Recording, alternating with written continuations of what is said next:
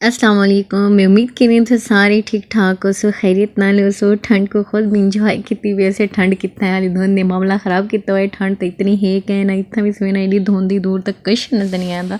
सारे गाँव च असें थोड़ी जी वॉक की, वॉक करने के बाद असें कि चलो कोई एनर्जी आवे सी, गर्मी शर्मी लगसी बैठे ठंड दे विच असां कि चलो साइकिल शाइकिल चला के थोड़ा खेड कूद गिनू अपना बचपन दी घर ते इत्थां बकने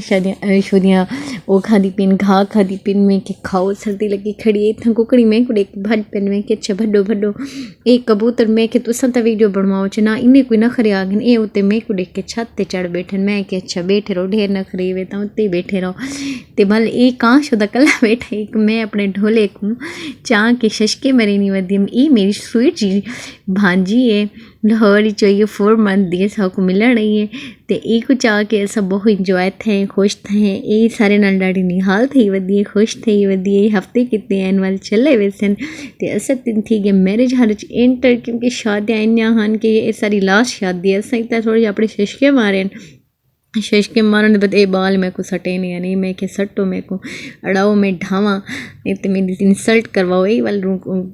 दुल्हन दा रूम है दुल्हन दा रूम शूंदी वीडियो बनाई से दुल्हन दा रूम भी अच्छा है सारी गाल है ये अस थोड़ी जी झुमरा शुमरा लेने खड़े से असें सको उड़ा तो नहीं आता लेकिन मालिक को झुमरा शुमरा सारी लगदियां पियान तो ये सारे वलीमे दी लुक है वलीमा खांदे असां टुर पे हैं असां मैरिज हाल चो निकले हैं ये सारे पिछो अवाम वधी मैं पहले आके गली नाल खड़ते हैं मैं कि तुसा वधे रहो मैं अंदरों नहीं पी मैं थकी वधी 4 त्योहार तीन शादियाँ खा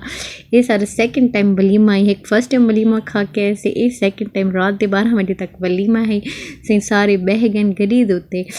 बाद से घर में पैसा नहीं थी शादियाँ ख़त्म तो इंशाल्लाह वाला असां पहुँच वेसो अपने घर तो मिलसूँ इंशाल्लाह नेक्स्ट वीडियो के अल्लाह हाफिज़।